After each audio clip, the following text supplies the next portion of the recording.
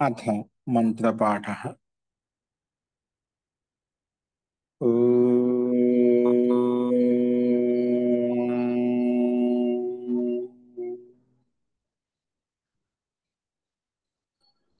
सहनाववतु सहनौ भुनक्तु सह वीर्यं करवावहै तेजस्विनावधीतमस्तु मा विद्विषावहै। ॐ शान्ति शान्ति शान्तिः।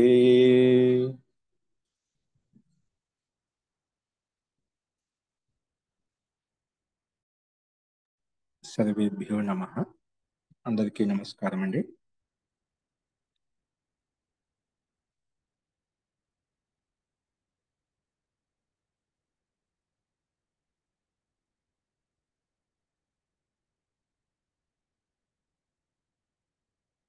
మనము వేదాంత దర్శనంలో 2వ అధ్యాయంలో 2వ పాదం చూస్తున్నాము.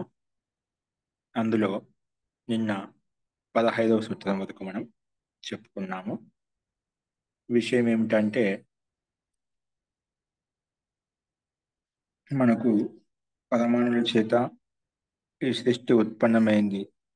సృష్టి ఉత్పత్తిలో పరమాణులే స్వతంత్ర కారణము. పరమాత్మ యొక్క సహాయత, ఎటువంటి సహాయం లేకుండా పరమాణులు స్వతంత్రంగా ఉంటూ సృష్టి నిర్మాణంలో నిమిత్తంగా ఉంటున్నాయి. అంటే స్వతంత్ర కారణం ప్రకృతి అని చెప్పి ఇక్కడ ప్రస్తావించబడుతున్నమాట. ఆ సందర్భంలో ఉభయత అపి పరమాణు తీసుకున్నప్పుడు కూడా అక్కడ కర్మ సంభవించదు. కర్మ అంటే అభిఘాత రూపంలో, ప్రయత్న రూపంలో చేసినప్పుడు కర్మ పూర్వపక్షి అభిఘాతం ద్వారా లేదా ప్రయత్నం ద్వారా కర్మ నిష్పన్నమవుతుంది అన్నప్పుడు ఆ కర్మ చేయాలంటే ఒక చైతన్య శక్తి యొక్క ప్రేరణ, గతి కావాలి, అప్పుడే సాధ్యమవుతుంది. అందుకే నువ్వు చెప్పిన ప్రకారంగా పరమాణుల చేత జగత్ ఉత్పన్నం కాదు స్వతంత్రంగా. కేవలం ప్రకృతి స్వతంత్రంగా జగత్తును ఉత్పన్నం చేయలేదు అన్నప్పుడు మళ్ళీ పూర్వపక్షం అంటే, అలాగైతే జీవాత్మలకు కర్మ ఉంది కదా, జీవాత్మ అనాది వాసన సంస్కారాలు ఉన్నాయి కదా, ఆ ప్రారంధ కర్మాశయం ఏదైతే ఉందో అవి నిమిత్తము. అంటే నువ్వు కర్మనే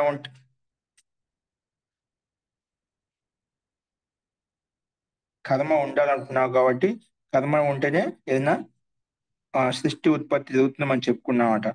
అందుకే జీవాత్మన కర్మ నిష్పన్నం ఏదో అదృష్టం జీవాత్మసు సమవాయ సంబంధేన అభివర్తతే. జీవాత్మ యొక్క కర్మ నిష్పత్తి అయితే ఉందో, అంటే జీవాత్మ చేసిన పాపుణ్య కర్మలు ఏవైతే ఉన్నాయో సూక్ష్మ శరీరంలో ఉంటాయి కాబట్టి ఆ సూక్ష్మ శరీరంతో పాటు ఈ భౌతిక శరీరం కూడా ఉంటుంది కాబట్టి అందుకే అక్కడ చైతన్య శక్తి పనిచేస్తుంది. పూర్వపక్ష యొక్క ఆ ఆక్షేపం ఏంటంటే, ప్రకృతే పరమాణులో స్వతంత్రంగా ఉత్పన్నం చేస్తాయంటే, లేదంటే పరమాణుకు ఆ స్వతంత్రంగా జడ వస్తువు కాబట్టి, జడ పదార్థం కాబట్టి స్వతంత్రంగా గతిని ఇవ్వలేదని చెప్పినప్పుడు ఆత్మశక్తి, చైతన్య శక్తి కావాలి. అయితే చైతన్య శక్తి జీవాత్మలకు ఆ యొక్క శక్తి ఆ శరీరంలో పాంచభౌతిక శరీరంతో పాటు జీవాత్మ కూడా ఉంది కాబట్టి ఆ శక్తి అక్కడ పనిచేస్తుంది. ఆ జీవాత్మ యొక్క కర్మాశయం అయితే ఉందో అవి నిమిత్తంగా ఉంటాయి అని చెప్పి ఆ పూర్వపక్షం మళ్ళీ ఈ రకంగా అన్యాయమాట. అంటే జీవాత్మలు చేసిన పుణ్యకర్మ పాపకర్మ కర్మాశయం అనేది పాంచభౌతిక శరీరంతో సంపర్కంగా సంబంధంగా ఉంటుంది కదా, సంయుక్తంగా ఉంటుంది కాబట్టి అవి సృష్టిని నిర్మాణం చేయడంలో, సృష్టిని ఉత్పన్నించడంలో నిమిత్తం అవుతాయి అని చెప్పినప్పుడు, అలా అన్నప్పుడు కూడా దోషమే వస్తుంది. అక్కడ కూడా ఆ పరమాణుసు ఆద్యం కర్మ ఎలా సాధ్యమవుతుంది? జీవాత్మల్లో ఉండేటువంటి అదృష్టం, భాగ్యం, ప్రారంధం ఏదైతే ఉందో ఆ సంయోగం చేత పరమాణుల్లో ద్వేణుక క్రమ పద్ధతి ఏదైతే ఉందో, అంటే సృష్టి ఉత్పన్న ప్రక్రియ ఏదైతే ఉందో అది కార్యరూపంలో ఎలా సంభవిస్తుంది? అది సంభవించదు. ఒకవేళ సంభవించింది అన్నట్లయితే సృష్టి ప్రళయము అనేది జరగకుండా వాళ్ళ సృష్టి కొనసాగుతూ ఉంటుంది అన్నమాట. ఇప్పుడు జీవాత్మ యొక్క కర్మ ఎల్లప్పుడూ ఉంటాయి. జీవాత్మ యొక్క కర్మలు ఉన్నంత వరకు ఆ సృష్టి ఎలా కొనసాగుతుంటూ ప్రళయావస్థ ఉండదు. ఆ దోషం వస్తుంది. అని చెప్పి సిద్ధాంతి ఈ రకంగా సమాధానం చెప్పినాడు. తర్వాత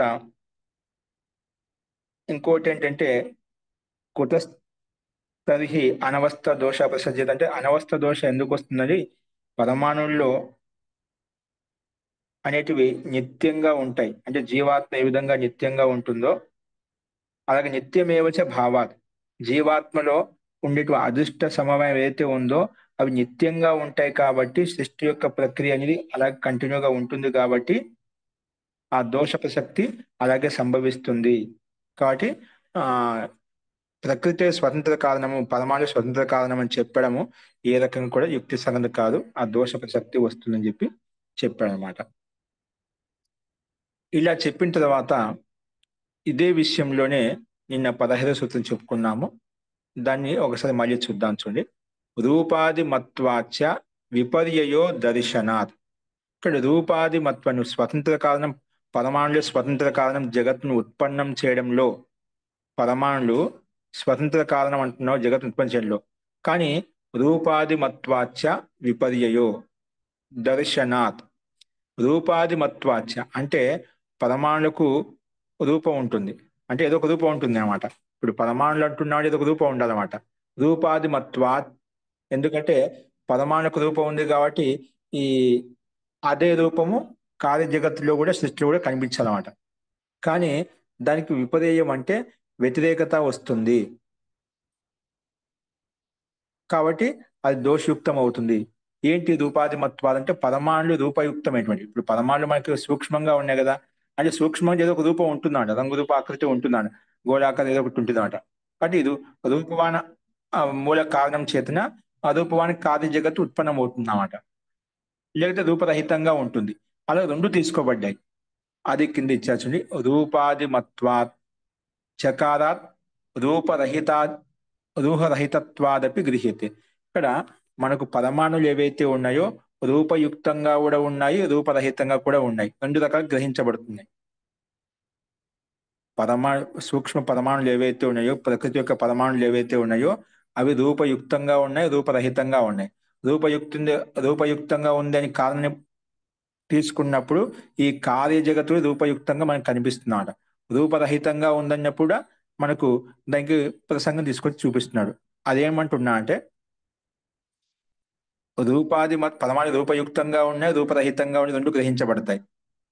ఇదం ఖలు జగత్ రూపాది మత్, ఈ జగత్ అంటే రూపయుక్తంగా ఉంది, మనకు కనిపిస్తుంది. బ్రహ్మాండం అంతా ఒక రంగు రూప ఆకృతితో మనకు కంటికి దృష్టి గోచరం అవుతుంది.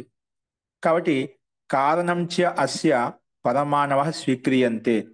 కాబట్టి ఈ రూపవాన్ జగత్ ఏదైతే ఉందో దీని యొక్క పరమాణువులు మనం తీసుకున్నట్లయితే కారణం చస్య పరమాణవ అంటే ఈ జగత్ ఉత్పన్నానికి పరమాణులు ఏవైతే ఉన్నాయో మూల పరమాణులు స్వతంత్ర కారణం చెప్పాం కదా, ఆ పరమాణు కూడా రూపయుక్తంగా ఉన్నాయి కాబట్టి కారణంలో ఏ గుణాలు అయితే ఉన్నాయో కార్య జగత్తులో కూడా అవే గుణాలు వస్తాయి. కారణంలో రూపగుణం ఉంది కాబట్టి కార్య జగత్తులో కూడా రూపగుణం వస్తుందన్నమాట. అందుకే కారణం చ అస్య పరమాణవ స్వీక్రియంతే. ఆ కారణం కూడా దాని యొక్క పరమాణు కూడా రూపగుణం ఉంది అలా స్వీకరించినట్లయితే, ఇప్పుడు కార్య జగత్ రూపయుక్తంగా ఉంది కానీ దాని పరమాణులు కూడా దాని కారణం కూడా రూపయుక్తంగా ఉంటుందని చెప్పి తెలుసుకుంటాడు. ఎందుకంటే కారణంలో ఉండే గుణాలు కార్యంలో కూడా వస్తాయన్నమాట. అలా స్వీకరించినప్పుడు ఏమవుతుంది, పరమాణవ స్వీక్రియంతే చేత్ తరిహి అప్పుడు తే కథం భూతాహ సంతి, అప్పుడు ఏ రకంగా ఉంటాయి, రూపాదిమంతః రూపాది రహితావా, అవి రూపయుక్తంగా ఉంటాయి. కారణం మూల పరమాణులు ఏవైతే ఉన్నాయో అది నువ్వు రూపరహితంగా ఉందంటున్నావు, రూపరహితంగా ఉందంటున్నావు. సరే కార్య జగత్ ఉత్పన్నం అయినప్పుడు అది రూపాది మంతః అంటే రూపయుక్తంగా ఉంటుంది జగత్తు, లేదా రూపరహితంగా ఉంటుందా, ఏ రకంగా ఉంటుంది అది ఇక్కడ ప్రశ్నించాడనమాట. ఒకవేళ అనుకుందాం ఈ జగత్తంతా కార్య జగత్తంతా రూపాది మంతః స్వీక్రియేరన్, ఒకటి కార్య జగత్తంతా రూపయుక్తంగా ఉంది, బ్రహ్మాండంతో రూపయుక్తంగా ఉంది, తదా తేషాం విపర్యయో తదా తేషాం విపర్యయో. ఇప్పుడు ఈ కారణం అనేది రూపయుక్తంగా ఉంది అన్నామనుకోండి, ఈ రూపం ఎల్లప్పుడూ శాశ్వతంగా ఉంటుందా, రూపము ఎల్లప్పుడూ శాశ్వతంగా ఉండదు. శాశ్వతంగా అంటే నష్టం అవుతుంది, అది విపర్యం కనిపిస్తున్నాడు. అందుకు రూపాది మత్వాచ్య ఒకలే ఈ కార్య జగత్తు రూపయుక్తంగా ఉంది కాబట్టి దీని యొక్క కారణాలు కూడా రూపయుక్తంగానే ఉన్నాయి కాబట్టి రూపయుక్తమైన జగత్ ఉత్పన్నమైన ఉన్నాం. కానీ ఈ రూపం శాశ్వతంగా ఉండదు, రూపం నష్టమైపోతుంది. నష్టమైనప్పుడు ఏమవుతుంది, ఈ ప్రకృతి కూడా నష్టమైపోతుంది. ఆ దోష ప్రసక్తి వస్తుంది, విపర్యయో దర్శనాలు విపరీతంగా వస్తుంది.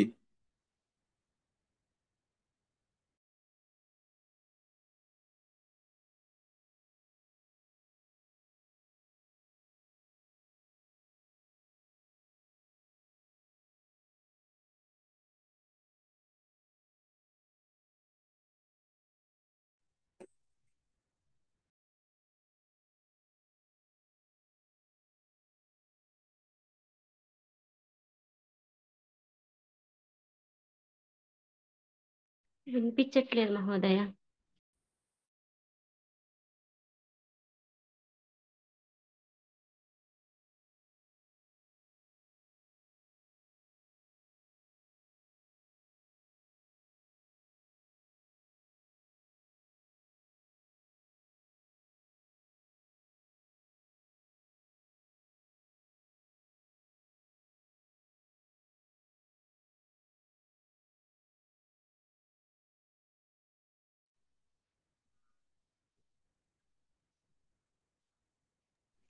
సో ఇక్కడ ఏంటంటే వినపడలేదు. మనకు ఇప్పుడు వినిపిస్తుందండి. వినపడుతుంది. ఓకే అండి. సో ఇక్కడ మనకు ఒకవేళ రూపాది యుక్తమైంది, ఈ కారణ రూపయుక్తంగా ఉన్నా అంటే ఆ రూపయుక్తమైన కారణ జగత్ చేత కారణముల చేత రూపయుక్తమైన జగత్తు ఉత్పన్నమైంది, అది రూపయుక్తంగానే ఉంది. కానీ ఆ రూపం శాశ్వతంగా ఉండదు, ఈ కార్య జగత్ అంతా కూడా మనకు కనిపించేది శాశ్వతంగా ఉండదు అన్నమాట. అప్పుడు నష్టం అయిపోతుంది. అంటే నష్టం అవుతుందంటే ఈ కారణం నష్టం అయిపోతుంది. అప్పుడు ఏమవుతుంది, ప్రకృతి యొక్క మూల కణాల యొక్క అస్తిత్వం నష్టం అయిపోతుంది అన్నమాట. ఆ దోష ప్రసక్తి వస్తుందన్నమాట, నష్టమైందని చెప్పి. అందుకే ఒకవేళ ఏమంటున్నా అంటే ఎది రూపాది మంతః స్వీక్రియేరన్ తదా తేషాం విపర్యయో, విపర్యో అంటే నిత్యత్వ విపర్యయో అనిత్యత్వం ప్రసిద్ధేత. ఎందుకంటే ఈ కార్య జగత్ నిత్యంగా శాశ్వతంగా ఉండదు అన్నమాట. అది అనిత్యత్వం అంటే కొంతకాలం తర్వాత నష్టం అయిపోతుందట, ప్రళయకాలంలో నష్టం అయిపోతుందట. అందుకే అనిత్యత్వ దోషం ప్రసంగం అవుతుంది. ఒకవేళ అనుకుందాం యద్ యత్ ఖలు రూపాదిమత్ తత్తద్ అనిత్యం దృశ్యతే. ఎందుకంటే ఈ సంసారంలో రూపవాను వస్తువు ఏదైతే చూస్తున్నామో అది అనిత్యం. అంటే ఏదైతే రూపవాను వస్తువు కనిపిస్తుందో అది అనిత్యమైంది, నిత్యమైంది కాని చెప్పి మన సిద్ధాంతం అట. ఏ ఏ వస్తువు రూపగుణంతో యుక్తమై ఉందో ఆ వస్తువు అనిత్యమైంది, నిత్యం కాదని చెప్పి తెలిసామాట. కానీ ఈ కారణం జగత్తు ఈ పరమాణు కారణాలతో ఉత్పన్నమైన ఈ కార్య జగత్తు కూడా ఏమవుతుంది, నష్టమవుతుంది. అంటే రూపగుణం శాశ్వతంగా ఉండదు, అనిత్యత్వం మనకు కనిపిస్తున్నాం. అంటే ఈ ప్రకృతి కూడా అనిత్యమైంది, నిత్యం కాదు అనే దోషం వస్తుందన్నమాట. దృశ్యం తన్నశ్యం మహోదయ. అథ చేత్ రూపాదిరహితాః కుతస్తర్హి జగత్ రూపాదిమత్ నాహి. ఎందుకంటే ఈ రకంగా చెప్పినట్లయితే రూపాదిరహితాః కుతః, అటువంటి రూపరహితంగా ఎలా చెప్పగలుగుతాం, రూపాదిరహితాః కుతస్తర్హి జగత్ రూపాదిమత్. రూపరహితమైనటువంటి ఆ జగత్ రూపాదిమత్ అని చెప్పి ఎలా చెప్పగలుగుతాం, ఎందుకంటే నాహి అసత సదుత్పత్తి, అసత్ నుంచి సత్కి ఉత్పత్తి కాదన్నమాట, సత్తా నుంచి సత్తు ఉత్పత్తి అవుతుందన్నమాట. అందుకే ఈ విషయంలో మనకు చాందోగ్య ఉపనిషత్తులో మంత్రాంశం చెప్పుకున్నామంటే కథం అసత సజ్జాయేత. అంటే అసత్ నుంచి సత్ ఎలా ఉత్పన్నం అవుతుంది అంటే సత్ నుంచి సత్తు ఉత్పన్నం అవుతుందన్నమాట. కాబట్టి ఇక్కడ నాహి అభావాత్ భావస్య ఉత్పత్తి దృశ్యతే. అభావం నుంచి భావ ఉత్పత్తి కాదు, భావాత్మకాదేవ భావస్య ఉత్పత్తి దృశ్యతే. భావం నుంచే భావం ఉత్పన్నం అవుతుంది. అతోపి విపర్యయ ఆపతతి. అందుకే ఈ రకంగా మనకు సిద్ధాంతం ఉంది కాబట్టి అతోపి విపర్యో ఆపత్తి, ఇది కూడా నష్టం అవుతుంది. కారణాలు పరమాణుల చేత మనకు ఈ జగత్ ఉత్పన్నమైందంటేనా ఈ రూపయుక్తమైన కారణం చేత రూపయుక్త కార్య జగత్ ఉత్పన్నమైందని చెప్పినట్లయితే ఇది కూడా నష్టమైపోతుంది. రూపవాన వస్తువులన్నీ మనకు విపరీతంగా అంటే వ్యతిరేకంగా అనిత్యంగా కనిపిస్తున్నాయి కాబట్టి ఆ దోషం ఇక్కడ కూడా వస్తుంది. తస్మాత్ స్వతంత్ర పరమాణు కారణవాదే, అంటే ఈ పరమాణులే స్వతంత్రంగా కార్య జగత్ ఉత్పన్నం చేస్తున్నాను కదా, ఆ వాదం తీసుకున్నట్లయితే అది దోషం అస్తి దోష ప్రసక్తి అలాగే ఉండిపోతుంది అన్నమాట. అంటే నిత్యంగా ఉండదు, అంటే ప్రకృతి యొక్క సత్తా నష్టం అయిపోతుంది, ప్రకృతి ఉండదు, దోష ప్రసక్తి వస్తుంది. అందుకే రూపాదిమత్వాచ విపర్యయ, రూపవంతమైంది కారణం అని చెప్పినట్లయితే కార్యజగత్తు రూపయుక్తమైనటువంటిది కనిపిస్తుంది. అది నష్టమవుతుంది. ఆ దోషం అంటే అనిత్యమైంది అని చెప్పి దోష ప్రసక్తి వస్తుంది. విపర్యం అంటే అనిత్యమైంది, నిత్యంగా ఉండదు అనే దోష ప్రసక్తి మనకు కనిపిస్తుంది, దర్శనాలు ఆ రకం కనిపిస్తుంది అని చెప్పి ఇక్కడ 15వ సూత్రం యొక్క అంశాన్ని మనం ఈ రకం చెప్పుకున్నాం అన్నమాట.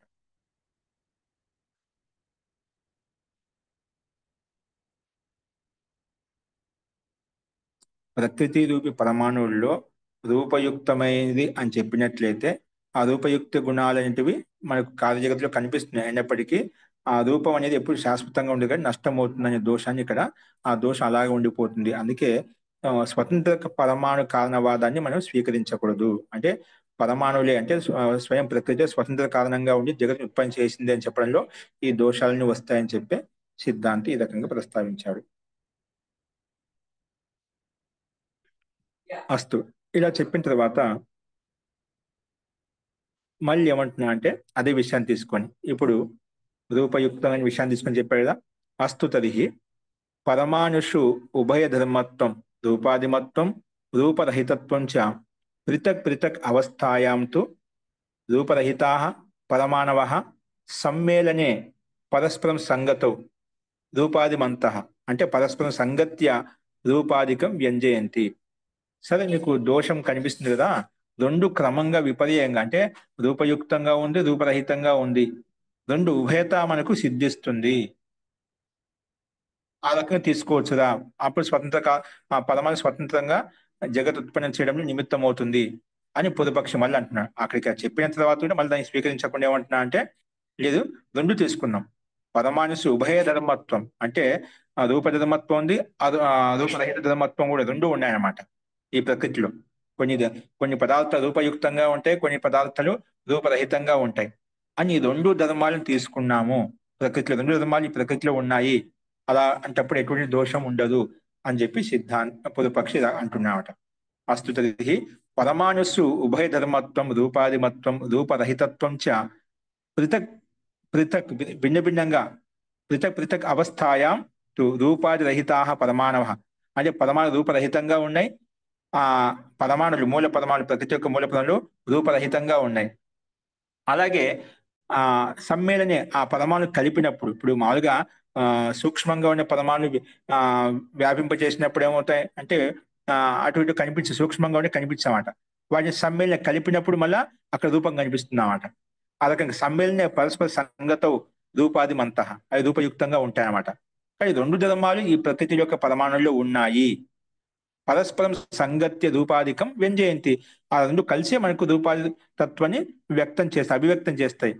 అంటే పూర్ణంలో సూక్ష్మంగా ఉన్నప్పుడు అనభివ్యక్తి రూపంలో ఉంటాయి, కలిపినప్పుడు రూపయుక్తంగా ఉంటాయని చెప్పి ఇక్కడ వ్యక్తం చేయబడింది అన్నమాట. యథాహి మహతి, దానికి ఉదాహరణ చూపిస్తున్నా ఎలాగనేది, రెండు ధర్మాలు ఎలా ఉంటాయి, ఏ విధంగా ఉంటాయని దానికి ఉదాహరణ ఏం చూపిస్తున్నా అంటే యథాహి మహతి కృష్ణ భూమికాగారే తోలక పరిమాణాః ప్రసారితాః కార్పాస అంశవు అంటే దూది యొక్క అంశం అంటే భాగం ఒక లేశ మాత్రం తీసుకొని రూపాది రహితాః ఏవ భవంతి. ఇక్కడ మనకు కార్పాస అంశవ అంటే కార్పాసం కాటన్ యొక్క అంశాలు అంటే సూక్ష్మంగా దాన్ని సూక్ష్మీకరణ చేసి ప్రసాదింపజేసినప్పుడు కృష్ణ భూమికాగారే తోలక పరిమాణ ప్రసారితాః ఒక తోల తీసుకొని కార్పాసం యొక్క అంశాలను ఒక తోల అంటే కొన్ని తీసుకొని ఆ కృష్ణ భూమికాగారంలో అంటే ఒక ప్రకోష్ఠంలో దాన్ని వ్యాపింపజేసాం అంటే విస్తరింపజేసాం, పదాలని అలా చల్లేసాం అనమాట. సూక్ష్మ పదాలు చల్లేసాం. ప్రసారితాః ఏంటివి? కార్పాసంశవో అంటే కార్పాసం యొక్క అంశములు. అప్పుడు ఏమవుతాయి? రూపాది రహితాః ఏవ భవంతి. ఇప్పుడు చిన్న చిన్న సూక్ష్మంగా చేసినటువంటి పదార్థాలను మొత్తం అలాగే విసిరివేసేసాం, కొన్ని సూక్ష్మంగా ఉంటే కనిపించామట. అందుకే రూపాది రహితాః ఏవ భవంతి. కానీ పరంతు యదా సమ్మార్జన్య అంటే వాటిని మళ్ళా చీపురుతోటి ఊడిచినప్పుడు ఏమవుతాయి? కలు ఏకత్రే క్రియంతే. అప్పుడు అన్ని పరమాణులు మనం విశ్లేషణ అన్ని వ్యాపించి ఉన్నాయి కాబట్టి ఏం కనిపించండి, ఏం లేట్గా ఉన్నాయి, సూక్ష్మంగా ఉన్నాయి కదా. అది చీపురు తీసుకు మళ్ళా ఆ పరమాణుతో మనం అన్ని ఏకీకృతం చేసినప్పుడు అయితే అవన్నీ కనిపిస్తాయి, స్థూలంగా రూపం కనిపిస్తున్నమాట.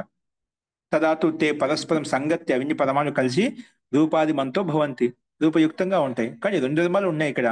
పడి ఏ దోషం లేదు. నువ్వు దోషాపత్తి చూపిస్తున్న ప్రకృతి యొక్క సత్తా నష్టం అవుతుంది అంటున్నావు.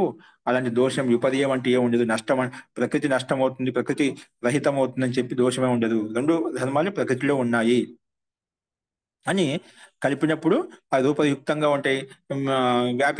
వ్యాపించి ఉన్నప్పుడు రూపరహితంగా ఉంటాయి అని చెప్పి పూర్వపక్షి ఈ రకంగా సమానం చెప్తున్న సిద్ధాంతికి. ఏది ఈ అంశవ ఒకవేళ అనుకున్నప్పుడు ఒక కృష్ణవి చెప్పుకున్నామట, కృష్ణాంశాలని చెప్పి. ఇది అంశవ శ్వేత, ఒకవేళ ఆ కణాలు అనేటివి శ్వేతవర్ణంలో ఉంటే మనకు వాని సంగతం కలిపినప్పుడు శ్వేతవర్ణం యొక్క రూపం కనిపిస్తుంది. అందుకే అంశవ శ్వేతాహ స్యు తదా సంగత్య శ్వేతత్వే వ్యంజ్యంతే. ఒకవేళ కృష్ణ రూపంలో ఉంటే కృష్ణ రూపంలో వ్యక్తం ఏకీకృతం చేసినప్పుడు కృష్ణ రూపం కనిపిస్తుంది. శ్వేత రూపంలో కణాలు ఉన్నట్లయితే వాటిని ఏకీకృతం చేసినప్పుడు అంటే మన సంగత్యం కలిపినప్పుడు ఆ శ్వేతవర్ణం కనిపిస్తున్నమాట. ఇది పీతాహ అంశాలు అంటే పరమాణు కణాలు అనేటివి ఆ పీతవర్ణంలో ఉన్నట్లయితే తదా పీతత్వే వ్యజ్యంతే.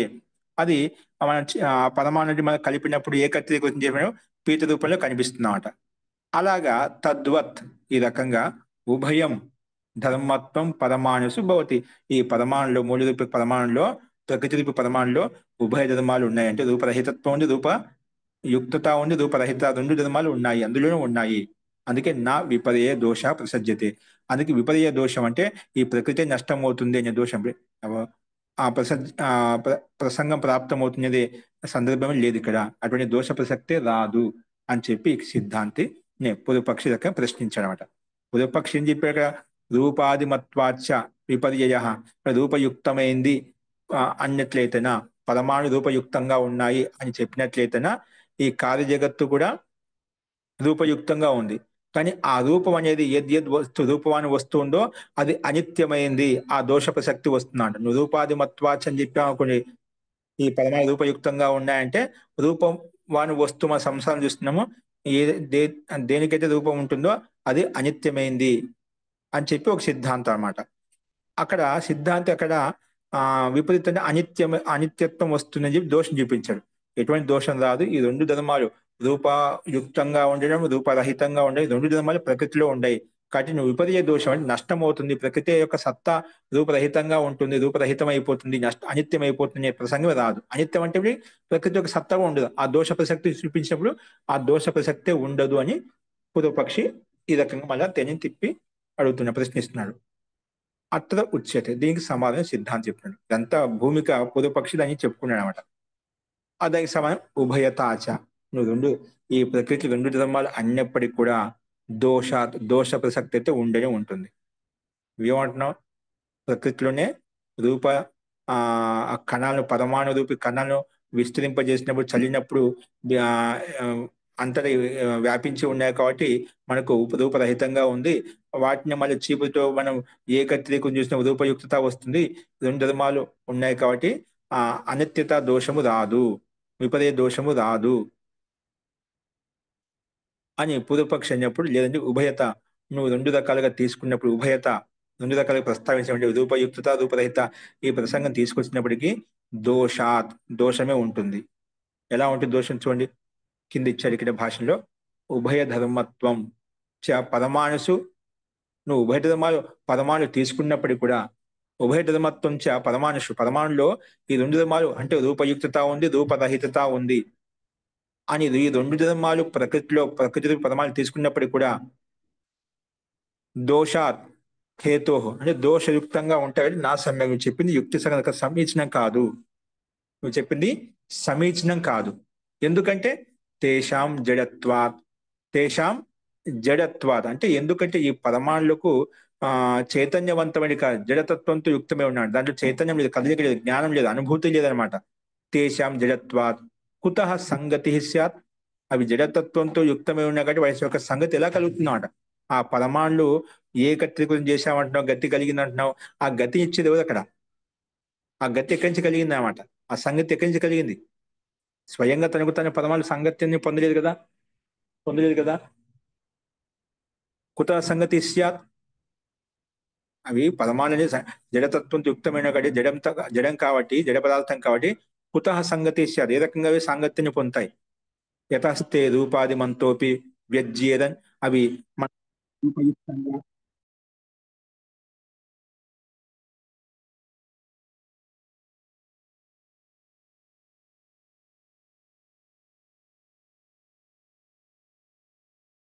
पुनः निशब्दे गच्छति वा महोदय? జీ ఇప్పుడు చూడండి, యతస్థే రూపాది మంతోపి వ్యజ్యేదన్, నువ్వు అవి జడ పదార్థాలు స్వయంగా తనకు ఏ రకంగా అవి సంగతియుక్తంగా అవుతాయి. మనం దాని కారణంగా ఈ రూపాది మంత్రంగా కనిపిస్తున్నాయి, రూపయుక్తంగా కనిపిస్తున్నాయి ఎలా చెప్పగలుగుతాం. ఏవం అలాగే స్వతంత్ర పరమాణు కారణవాదేపి, ఈ అంటే ఈ పరమాణు స్వతంత్రంగా కారణభూతంగా ఉండి జగత్ రచన ఉత్పన్నం జగత్ ఉత్పన్నం చేశాయి అని చెప్పడంలో ఎటువంటి ఆధారం లేదనమాట. అందుకే స్వతంత్ర పరమాణు కారణవాదేపి, స్వతంత్ర పరమాణు కారణవాదం స్వీకరించినప్పుడు కూడా జగత్ రచన అనుపపత్తి దోష, ఈ జగత్ రచనను ఉత్పన్నం చేయలేవు అనే దోష ప్రసక్తి అలాగే ఉండిపోతుంది. జగత్ రచన అనుపపత్తి దోష తిష్టత్యేవ, అలాగే ఉండిపోతుంది. ఈ పరమాణులు జడ పదార్థంగా జడతత్వం కాబట్టి ఈ పరమాణులు అన్ని కలిసి కూడా నువ్వు స్వతంత్రంగా అన్నప్పుడు కూడా పరమాత్మకు ఆజ్ఞం లేకుండా స్వతంత్రంగా ఈ జగత్ను సృష్టించలేవు, నిర్మించలేవు. ఆ దోష ప్రసక్తి అలాగే ఉండిపోతుంది. నువ్వు ప్రకృతి ధర్మాలు చూపించినప్పటికీ కూడా ఇవన్నీ ఆ దోష ప్రసక్తి అలాగే ఉంటుంది. ఎందుకంటే ఆ జడ పదార్థాల్లో ఆ గతి అనేది ఏకత్రీకృతం కావడం అనేది, సంగత్యం అనేది అది చైతన్య కర్త లేకుండా అది సాధ్యం కాదు. అందుకే జగత్ రచన అనుపపత్తి దోష తిష్టత్యేవ, అది ఖచ్చితంగా ఉండనే ఉంటుంది. అందుకే తస్మాత్ జగత్ రచనాయై స్వతంత్ర పరమాణు కారణవాదోపి నాయుక్త, అందుకే జగత్ను రచించడంలో జగత్ను నిర్మించడంలో స్వతంత్ర పరమాణు కారణవాదోపి నాయుక్త, స్వతంత్రంగా పరమాణులని కలిసి ఈ జగత్ను రచించాయి సృష్టించాయి అని చెప్పడము ఏ రకంగా కూడా యుక్తి సంగతం కాదు, నాయుక్త. అందుకే ప్రకృతి స్వయంగా స్వతంత్ర కారణం కాదు, పరమాత్మ యొక్క సహాయం చేతనే ఈ ప్రకృతి వ్యక్తం చేయబడుతుంది, జగత్ రూపంలో పరిణమించబడుతుంది. పరమాత్మ సహాయం లేకుండా ఎన్ని రకాల నువ్వు ప్రయత్నం చేసినా అది సంభవించదు అని చెప్పి అదే విషయాన్ని చెప్తున్నాను అనమాట. ఇక్కడ చూడండి, ఇన్ని రకాలుగా చెప్పినప్పటికీ కూడా పూర్వపక్షి దాన్ని అలాగే చెప్తూ ఉన్నానమాట, అడుగుతూనే ఉన్నానమాట.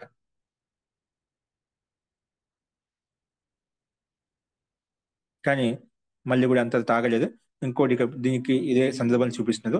అపరిగ్రహాచ అత్యంత అనపేక్ష, దాన్ని పుష్టి చేయడానికి దోషమే ఉంటుంది చెప్పడానికి సిద్ధాంతి ఒక ప్రమాణాన్ని ఇక్కడ పుష్టి చేస్తున్నమాట. ఎందుకంటే అపరిగ్రహాచ అత్యంతం అనపేక్ష, ఇది పరిగ్రహించబడలేదు అంటే స్వీకరించబడలేదు అన్నమాట. ఎందుకంటే ప్రకృతి స్వతంత్ర కారణం కాదు సృష్టి నిర్మించడంలో. అపరిగ్రహ, అది స్వీకరించలేదు అన్నమాట ఎవరు. అందుకే స్వీకరించే అత్యంతం అనపేక్ష అంటే ఎటువంటి అపేక్ష లేదన్నమాట. ప్రకృతి స్వతంత్ర కాలం చెప్పి స్వయంగా ప్రకృతి నిర్మిస్తుందని చెప్పడంలో ఎటువంటి పరిగ్రహ వృత్తి లేదనమాట. పరిగ్రహం అంటే ఏమిటి అంటే శిష్ట వ్యక్తుల ద్వారా ఎవరు స్వీకరించలేదు. ఋషులు మహర్షులు కూడా దీన్ని ఈ రకంగా చెప్పలేదు, అది చెప్పినారు. అపరిగ్రహ అత్యంతం అనపేక్ష, అపరిగ్రహం చేత ఎవరు పరిగ్రహం చేయలేదు కాబట్టి స్వీకరించలేదు కాబట్టి అత్యంతం అనపేక్ష, ఎటువంటి అపేక్ష లేదు. చూడండి, శిష్టై అంటే ఏమిటి, మనం శిష్ట వ్యక్తులకు పరిభాష చెప్పుకున్నాం. మహర్షి పతంజలి వచనం తీసుకుని శిష్ట వ్యక్తులు ఎవరని చెప్పి అక్కడ ముందు చెప్పుకున్నాం పరిభాష. వారిని శిష్ట వ్యక్తులకు తీసుకోవాలి అంటే బాగా ఆద్యోపాంత అన్ని అర్థం చేసిన వాళ్ళు, స్వార్థం చేసిన వాళ్ళు ఏదైతే ఉన్నదో నిగ్రహ వ్యక్తులు ఎవరైతే ఉన్నారో అటువంటి వ్యక్తులు అయితే మనం శిష్ట వ్యక్తుల కింద చెప్పుకున్నాం, అనేక విషయాలు చెప్పుకున్నాం అనమాట. అస్తు శిష్టై అంటే వేదవిద్భి అయం, వేదవిద్భి అంటే వేదవేత్తలు ఎవరైతే ఉన్నదో వేదవిద్భి అయం స్వతంత్ర పరమాణు కారణవాదో నా పరిగృహీత అంటే శిష్ట వ్యక్తులు అంటే వేదవేత్తల ద్వారా, వేదాధ్యయనం చేసిన జ్ఞాని విద్వాంసుల ద్వారా స్వతంత్ర పరమాణు కారణవాదో నా పరిగృహీత, ఈ ఈ ఈ ప్రకృతి రూప పరమాణులు స్వతంత్రంగా ఉంటూ ఈ జగత్తు రచించాయి అని చెప్పడంలో వాళ్ళు ఎక్కడ కూడా పరిగ్రహించలేదు, అంటే స్వీకరించలేదు. ఎక్కడ కూడా అలాగ ఉల్లేఖించలేదు.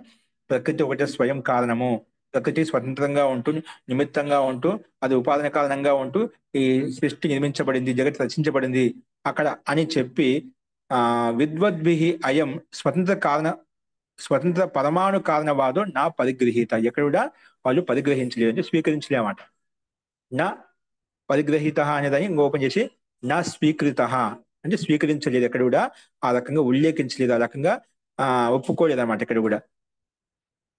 తస్మాత్ అపరిగ్రహ, అలాగే శిష్ట వ్యక్తుల ద్వారా, వేదవేత్తల ద్వారా, విద్వాంసుల ద్వారా అలా స్వీకరించలేదు కాబట్టి, అంటే ప్రకృతే స్వతంత్ర కారణము సృష్టిని ఉత్పన్నించడంలో అలా ఎక్కడో స్వీకరించలేదు కాబట్టి మనం కూడా ఇక్కడ శిష్ట వ్యక్తులు మనకు ప్రమాణం కాబట్టి, మనకు ఋషులు ప్రమాణం కాబట్టి మనకు అపరిగ్రహాత్ సర్వతా ఏవ అస్య అనపేక్ష కార్య. అందుకే ఎప్పుడు కూడా ఎల్లప్పుడు కూడా దీని అనపేక్ష, దాన్ని స్వీకరించకూడదు.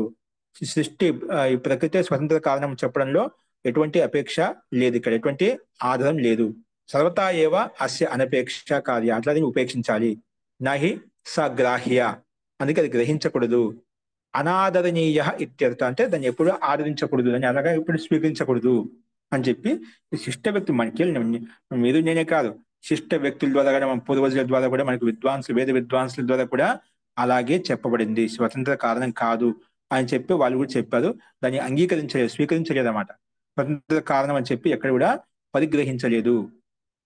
బట్ శిష్ట వ్యక్తులు మనకు ప్రమాణం కాబట్టి వారు కూడా ఎక్కడ స్వీకరించలేదు కాబట్టి అని ఉపేక్షించాలి ఆ విషయాన్ని. అందుకే ప్రకృతి స్వతంత్ర కారణం చెప్పడంలో ఎటువంటి ఆధారం లేదు, అందుకే దాన్ని ఆదరించకూడదు. అనాదరణీయ ఇత్యర్థ అని చెప్పి అంతతో నిష్కర్షంగా ఈ రకంగా చెప్పబడింది అన్నమాట. కానీ మొత్తానికైతే ప్రకృతి రూపి పరమాణులు ఏవైతే ఉన్నాయో వీటిని జగత్తు రచించడంలో స్వతంత్ర కారణం కానే కాదు. అక్కడ చైతన్య శక్తి యొక్క సహాయత తీసుకోకుండా ఎప్పుడు సంభవించదనే విషయాన్ని ప్రస్తావించదన్నమాట. అస్తు, ఇలా చెప్పిన తర్వాత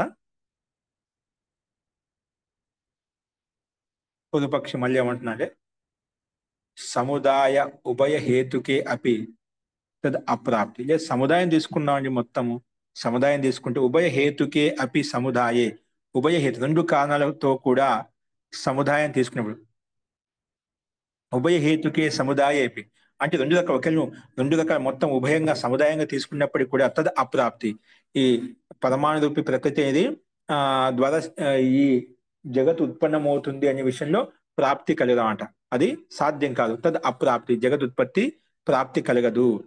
ఉభయ హేతుకేపి సముదాయే అంటే ఉభయ హేతుకే అపి సముదాయే అంటే ఉభయంగా రెండు కారణాలు కూడా కలిపి తీసుకున్నప్పటికీ కూడా తద్ అప్రాప్తి అంటే జగత్కి ప్రాప్తి కలగదు. అదత్ అప్రాప్తి అని చెప్పి ఇక్కడ సిద్ధాంతి ఈ రకంగా సమాధానం చెప్పారనమాట. అంటే పూర్వపక్షం వల్ల రెండు కారణాలు కింద మనకు స్పష్టం అవుతుంది. అంటే రెండు కారణాల దగ్గర తీసుకున్నప్పుడు సముదాయంగా తీసుకున్నప్పుడు కూడా తద్ అప్రాప్తి, జగత్ ఉత్పత్తి విషయంలో ప్రాప్తి కలగదు. నువ్వు పరమాత్మను నకారిస్తూ ఏ రకం చేసినా సాధ్యం కాదు. చైతన్య శక్తి సహాయించిన ఈ ప్రకృతికి, ఉపాదాన ప్రకృతికి సత్తా అభివ్యక్తం అవుతుంది అనే ఉద్దేశంతో సిద్ధాంతి గట్టిగా ఉన్నాడనమాట. చూడండి కింద భాష్యంలో సముదాయే ఉభయ హేతుకే అపి అనే అంశాన్ని ఇక్కడ ఓపెన్ చేసి చెప్తున్నారు. ముందుగా క్షణికవాదినాం మతే జగత్ ఇదం న పరమాణునాం కార్యం కింటు బాహ్య ఆధ్యాత్మికం చ భూత భౌతికం చ చిత్త చైత్తం చ దృశ్యం చిత్త చైత్తం చ దృశ్యం. ఈ దృశ్య జగత్ ఎలా చెప్పామంటే క్షణికవాదినా మతే, క్షణికవాదులు ఉన్నప్పుడు క్షణికవాదులు చాలా బౌద్ధుల్లో ఉండదు. అనేక క్షణికవాదులు అంటే ప్రతి క్షణం పరివర్తన చెందుతున్నాడు, ఈ క్షణంలో ఉండే వస్తువు మరో క్షణంలో నష్టం అయిపోతున్నాడు. అంటే క్షణికవాద సిద్ధాంతం ప్రకారంగా వాళ్ళు ఏంటి, ప్రతి వస్తువు ప్రతి పదార్థం క్షణంలో పరివర్తన చెంది మార్పు చెందుతుంది. ఇప్పుడు మనకు ఏ పదార్థమైనా ప్రతి క్షణం మార్పు చెందుతుందో లేదా జీవనశైలి అవస్థను పొందుతున్నా, అలాగా ప్రతి పదార్థం క్షణికమైంది. అలా క్షణికవాద సిద్ధాంతం ప్రకారంగా క్షణికవాదినా మతే జగత్ ఇదం, ఈ మొత్తం జగత్ అంత అయితే ఉందో నా పరమాణునం కార్యం, ఇది పరమాణు యొక్క కార్యం కాదు. ఎందుకంటే క్షణికవాదం యొక్క మతం అనుసారంగా ఇది పరమాణు యొక్క జగత్ అని చెప్పవద్దు. ఈ ఈ ప్రకృతి రూపి పరమాణువుల ద్వారానే ఈ జగత్ ఉత్పన్నమైంది అంటున్నాం కదా. అవి క్షణికవాదుల యొక్క మతానుసారంగా అయితే ఇది అసలు ఈ సృష్టి కనిపించదు అనమాట. నా పరమాణం కార్యం, ఇది పరమాణు యొక్క కార్యం కాదు, ఈ కార్య జగత్ ఆ పరమాణుతో ఉత్పన్నం కాలేదు. వారి మతానుసారంగా ప్రతి క్షణంలో ఉత్పన్నమవుతుంది, నష్టమవుతుంది, ఉత్పన్నమవుతుంది, నష్టమవుతుందన్నమాట. అది ఇది పరమాణుల యొక్క కార్యం కాదు జగత్ అంతా కూడా. కింటు మరి ఏంటంటే బాహ్య ఆధ్యాత్మికం చ, బాహ్యము ఆధ్యాత్మికంగా, అలాగే భూత భౌతికంగా, చిత్త చైత్యంగా ఈ దృశ్యం మనకి కనిపిస్తున్నమాట. బాహ్యాత్మకంగా, ఆధ్యాత్మికంగా, భూతంగా, భౌతికంగా, చిత్త చైత్యం చ దృశ్యం, ఈ దృశ్య జగత్ అంతా కూడా జగన్నాంన, దృశ్యం జగత్ నామ్న, ఈ జగత్ దృశ్య రూపంలో మనకు కనిపిస్తుంది. దృశ్యం జగత్ నామ్న, జగత్ రూపంలో మనకు కనిపిస్తుంది. యద్ అన్యై ఉచ్యతే తద్, అలాగా ఎవరైతే ఈ మాటకింతు బాహ్యం ఆధ్యాత్మికం భూతం భౌతికం చిత్తం చైత్యం ఈ దృశ్య జగత్ నామ్న ఇదంతా కనిపిస్తుంది ఎవరైతే అంటున్నారో, యద్ అన్యై ఉచ్యతే ఎవరైతే ఈ మాట అంటున్నారో తత్ ఖలు సముదాయ మాత్ర, ఇదంతా సముదాయ మాత్రం అన్నమాట. ఇది సమూహంగా తీసుకోబడింది అన్నమాట. ఇదంతా కూడా తత్ ఖలు సముదాయ మాత్రం. ఎందుకంటే భూత భౌతికంతో పరమాణునం సముదాయ, ఈ భూతము భౌతిక ఏదైనా కూడా ఈ పరమాణు నుంచి ఉత్పన్నమైంది అన్నమాట. పరమాణు యొక్క వికారమే, పరమాణు యొక్క భాగమే ఇది మనం అదొక సముదాయంగా చెప్తున్నామట. ఆ పరమాన్నే మనం తీసుకొని సముదాయంగా తీసుకొని అలాగే భూత భౌతికం అంటున్నామట. భూతం నుంచే భౌతికం ఉత్పన్నమైందన్నమాట. అందుకే భూత భౌతికంతో పరమాణునం సముదాయ, ఇది పరమాణు యొక్క సముదాయమే భూత భౌతికం అంటున్నావు, అది వేరు కాదు. అలాగే చిత్త చైత్తం చ పంచస్కందానం సముదాయం, ఈ చిత్తము చైత్యం, చిత్తం అంటున్నావు ఇవన్నీ, చైత్యం అంటున్నావు ఇవన్నీ, మనసు అంటున్నావు ఇవన్నీ కూడా ఏంటంటే పంచస్కందానం సముదాయ, ఇది 5 స్కందాల యొక్క సముదాయం అన్నమాట. పంచస్కందానం సముదాయ. భూత భౌతికం ఏంటి? పరమాణునం సముదాయం, పరమాణు యొక్క సముదాయం.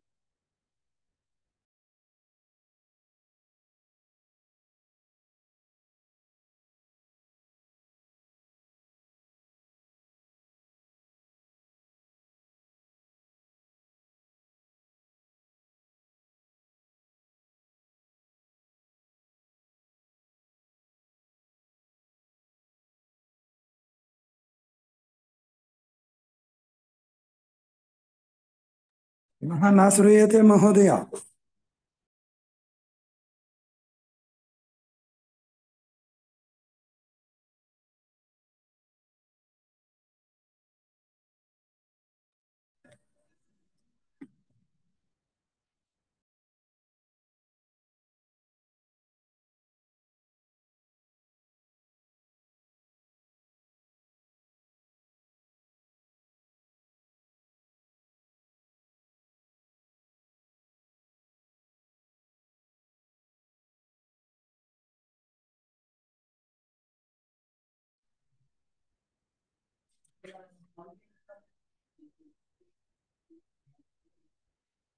अस्तु, ఈ చిత్త చైత్య పంచస్కందానం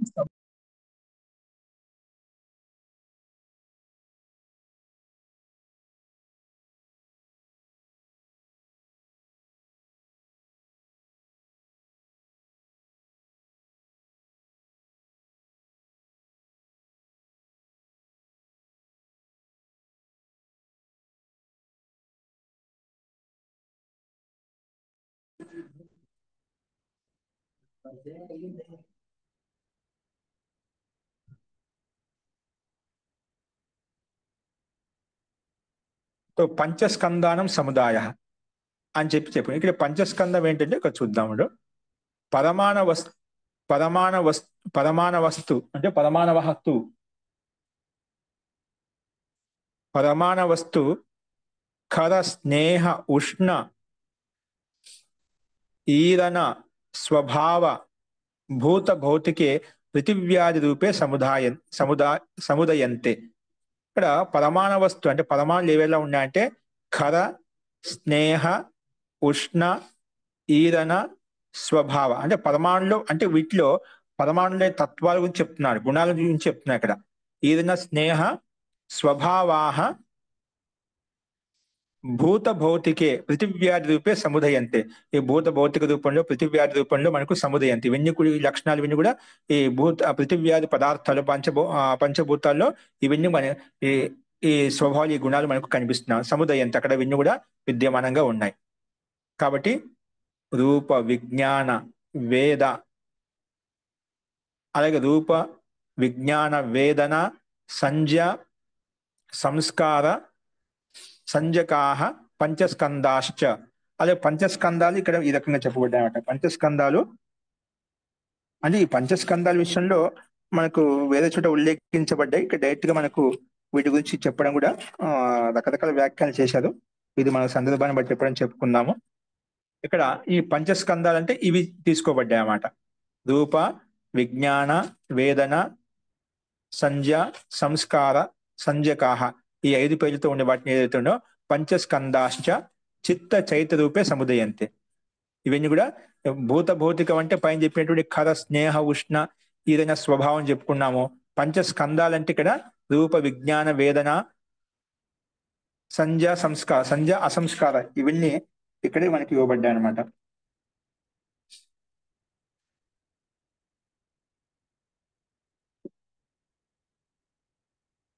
సంజ్ఞా సంస్కార సంజ్ఞ చెప్పండి మహోదయ. రూప విజ్ఞానము వేదన సంజ్ఞ సంస్కార ఈ 5 పేర్లు చెప్పబడ్డాయి అన్నమాట. రూపము విజ్ఞానము వేదన సంజ్ఞ సంస్కారం ఈ 5 పేర్లు ఏవైతే ఉన్నాయో అవి చిత్త చైత్య రూపంలో సముద్ర రూపంలో ప్రాప్తమైనటువంటి ఈ పంచస్కందాలు అని చెప్పి ఇక్కడ ఈ రకంగా పంచస్కందాల విషయంలో భూత భౌతిక విషయంలో ఈ రకంగా ఏ తత్వాలు ఏ గుణాలు ఉన్నాయో అక్కడ వ్యక్తం చేసినమాట.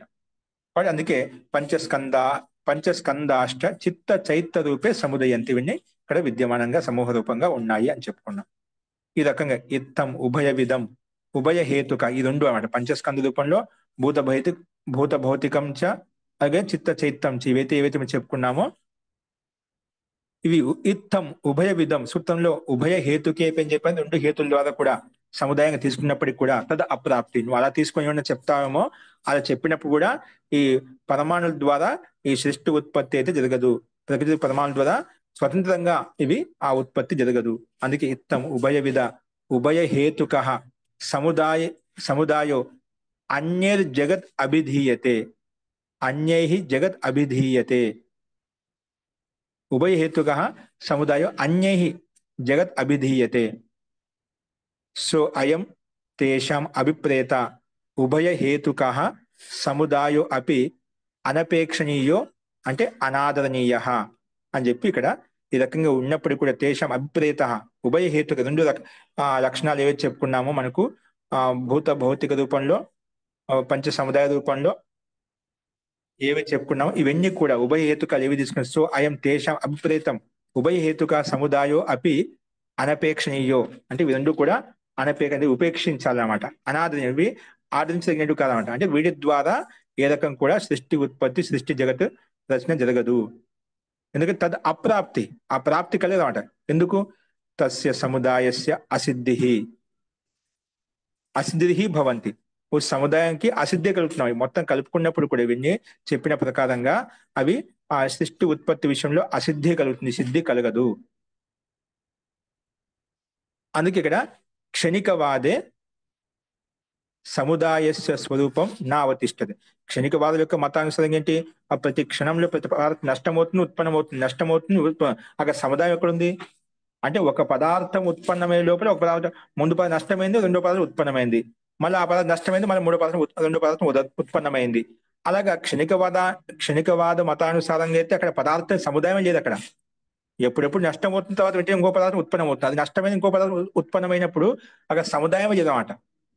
అందుకే క్షణికవాదం మతానుసారంగా ఆ వాదంలో సముదాయస్య స్వరూపం నా అవతిష్టంతే అక్కడ సముదాయ స్వరూపం లేదన్నమాట.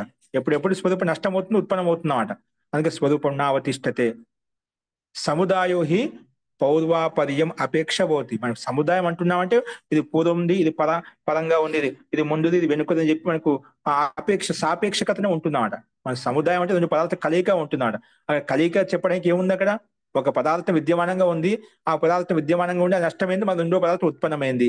అక్కడ పూర్వపర ప్రసంగమే లేదన్నమాట. ఇది పూర్వము, ఇది ముందుది, ఇది ఈ పదార్థం ముందుంది, ఈ పదార్థం తర్వాత ఉత్పన్నమైంది అని చెప్పడానికి అక్కడ లేదన్నమాట క్షణికవాది మతానుసారంగా. ఎందుకంటే అక్కడ స్వరూపమే ఉండటం లేదు, వెంటనే క్షణంలో నష్టం అయిపోతుంది కాబట్టి. అందుకే అక్కడ సముదాయోహి పౌర్వాపర్యం అపేక్ష భవతి. ఇక్కడ సముదాయం అంటున్నామంటే పూర్వము పదము ఏదో ఒకటి ఉండాలి, రెండు ఉన్నప్పుడు ఇది సముదాయం అంటాం. ఈ పదార్థం ఇది ఒకటి, ఈ పదార్థం ఒకటి అని చెప్పి రెండు పదార్థం భిన్న భిన్నంగా చూసినప్పుడే ఈ రెండు కలయికనే సముదాయం అంటుందని చెప్పడానికి సాధ్యమవుతుంది. కాబట్టి ఇక్కడ పౌర్వాపర్యం అపేక్ష భవతి. ఈ సముదాయం అంటే రెండు కలిసే ఉంటుంది. కానీ యదాహి పూర్వ పరమాణు స్కందోవ, పూర్వ పరమాణు లేదా స్కందో, పంచస్కందలు ఏవైతే ఉన్నాయి, పూర్వ పరమాణు లేదా స్కందోవ క్షణిక, ఇవేంటి క్షణికమేంటి, అవి పరమాణులైనా స్కందములైనా క్షణంలో పరివర్తన చెందుతూ ఉన్నాయన్నమాట. అక్కడ సముదాయం అంటూ లేదు.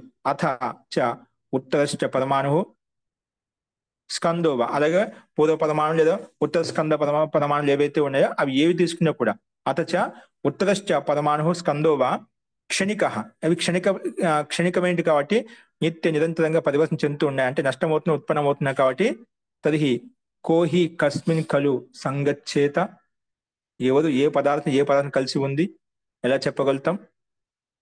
ఈ పరమాణువు ఈ స్కందంలో కలిసి ఉంది, ఈ స్కందం ఈ పరమాణులో కలిసి ఉంది అలా చెప్పడానికి ఉంటుందా? వాళ్ళ మతానుసారంగా క్షణిక, ఎందుకంటే క్షణికవాది మతానుసారంగా అక్కడ పదార్థమే విద్యమానం ఉండే పదార్థం విద్యమానంగా ఉంది, తర్వాత నష్టం వెంటనే ఆ పదార్థం మళ్ళీ పూర్వ పదార్థం లేదనమాట, నష్టం అయిపోయింది. కాబట్టి అది వాళ్ళ మతానుసారం. కస్మిన్ ఖలు సంగచ్చేత, ఏది ఏ పదార్థంలో ఉందని చెప్పగలుగుతాము? కస్మిన్ ఖలు సంగచ్చేత పడి ఏకస్మిన్ క్షణే పూర్వోత్తరయో అనవస్థానాత్, ఏకస్మిన్ క్షణే పూర్వోత్తరయో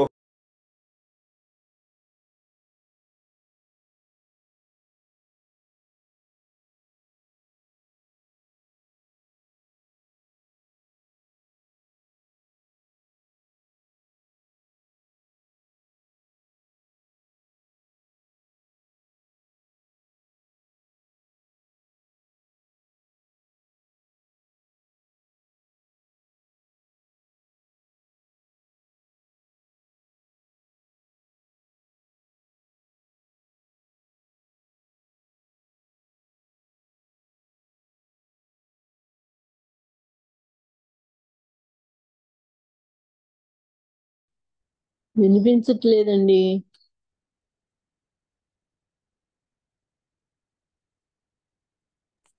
మహోదయ లైన్ ఏదో ఇబ్బంది అవుతున్నట్టు ఉందండి, కొంచెం వెయిట్ చేద్దాం. అలాగే అలాగేనండి. శ్రూయతే మహోదయ. యదా హి పూర్వ పరమాణు స్కందో వా క్షణికో, ఇది ఎంత మనం క్షణికవాది విషయంలో తీసుకున్నట్లయితే ఏ రకం కూడా సంభవించదు. కస్మిన్ ఖలు సంగచ్చేత అస్తు ఏకస్మిన్ క్షణే పూర్వోత్తరయో అనవస్థానాలు, ఎందుకు ఒకే క్షణంలో ఇది పూర్వ పదార్థం ఇది ఉత్తర పదార్థం ఇది పర పదార్థం అని చెప్పి ఒకే క్షణంలో రెండు పదార్థాలు సంభవించామంట. ఎందుకంటే క్షణికవాది మతానుసారంగా క్షణంలో వస్తు పదార్థం నష్టమవుతుంది ఉత్పన్నమవుతుంది అన్నమాట. అందుకే తత్ర నాస్తి సంగత్యవసరః, తత్ర నాస్తి సంగత్యవసరః.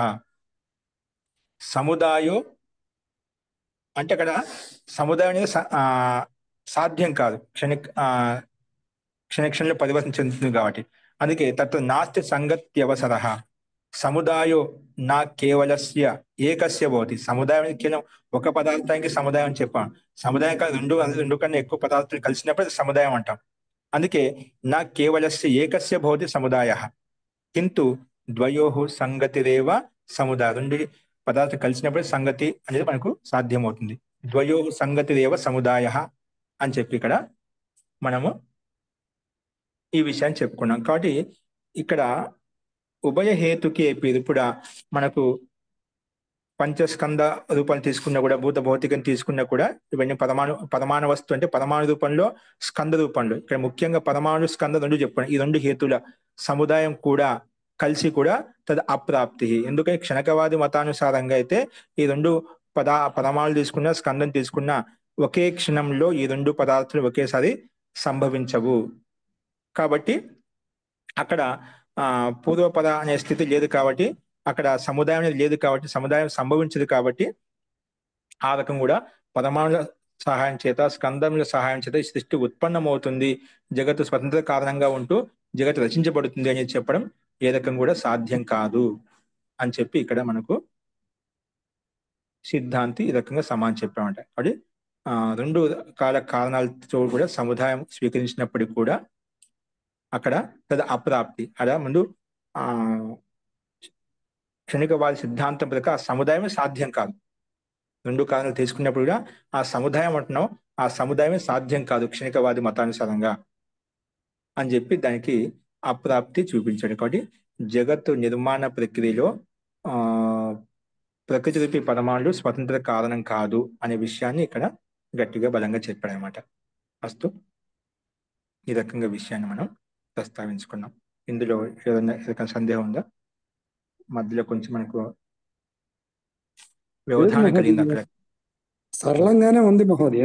అంటే ఈ స్వతంత్రంగా పరమాణువులతో జగత్ ఉత్పన్నం అవుతుంది అన్న వాదన పూర్వపక్షి చెప్పిన దానికి సిద్ధాంతి హేతులు చూపిస్తూ అది అలా జరగడానికి సాధ్యం కాదు అని చెప్తున్నాడు. అంతే కదా మహోదయ సారాంశం? సిద్ధాంతం మొత్తం అంతా సారాంశం అంతా అదేనమాట. దాన్ని అడిగిన ప్రశ్నలకు సమాధానంగా దృష్టాంతాలకు అనుగుణంగా దానికి అనుగుణ దృష్టాంతాలు చూపిస్తూ ఇక్కడ సమాధానం చెప్తున్నా అన్నమాట.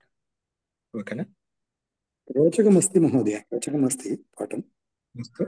కొన్ని విషయాలు నిదానంగా, ఎందుకు ప్రకృతి సృష్టి ఉత్పత్తి ప్రక్రియ కాబట్టి మనకు కొన్ని సూక్ష్మంగా ఆలోచించినప్పుడు కూడా మనకి నిదానంగా అర్థమవుతాయి.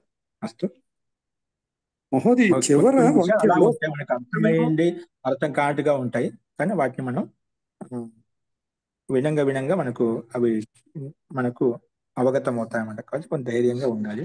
అస్తు నిన్న అయితే అలాగే ఉంది మహోదయ. నిన్న మీరు చెప్పినప్పుడు పాఠం చాలా కొంచెం అర్థం అన్నట్టుగానే ఉండింది మహోదయ. ఈ రోజు క్లియర్ గా ఉంది మహోదయ. ఇక్కడ ఈ వాక్యం చివరిలో కొన్ని విషయాలు అలా ఉంటాయి అక్కడక్కడ కొన్ని సూత్రాల్లో. అది భూమి మీద స్వాధ్యాయ బలభూతంతో ముందుకెళ్ళినప్పుడు చాలా విషయాలు తెలుస్తాయి అన్నమాట. కొన్నిసారి కొన్ని బిందువులు ఎలా ఉంటాయి మనకు, అది పూర్వపదం ప్రసంగం తెలియనప్పుడు ఇంకా ఆ ప్రసంగం అంతా అలాగే ఉండిపోతుంది అన్నమాట. ప్రశ్న ఉండిపోయింది అనుకున్నా ఆ ప్రశ్న ముందుకు వెళ్ళదు అనమాట, ఆ సమాధానం ముందుకు రాదు. కానీ కొన్ని నిదానంగా సందర్భాన్ని బట్టి అవగతం అవుతాయి. కాబట్టి మీరు ధైర్యంగా. ఇక్కడ మహోదయ సముదాయో నా కేవలస్య ఏకస్య అన్నప్పుడు అయ్యేందుకు మహోదయ? అక్కడ ఏ మాత్రం సరిపోతుంది కదా మహోదయ? సంధి వృద్ధి సంధి చేశాం అన్నమాట. నా కేవలస్య ఏకస్య. ఓకేనా? వృద్ధి సంధి అలాగే వృద్ధి సంధి అవుతుందన్నమాట. వృద్ధి రేచి ప్రకారం వృద్ధి సంధి సంధి చేయాలి. సంధి ప్రాప్తమైన చోట ఖచ్చితంగా సంధి చేయాలి, సంహితాకార్యం చేయాలి. శాంతి.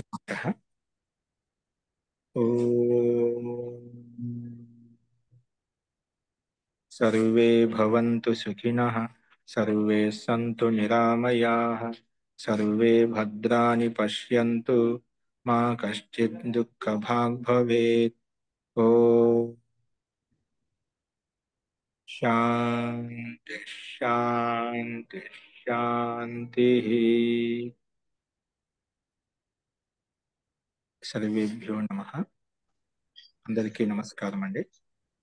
నమస్తే ఆచార్య.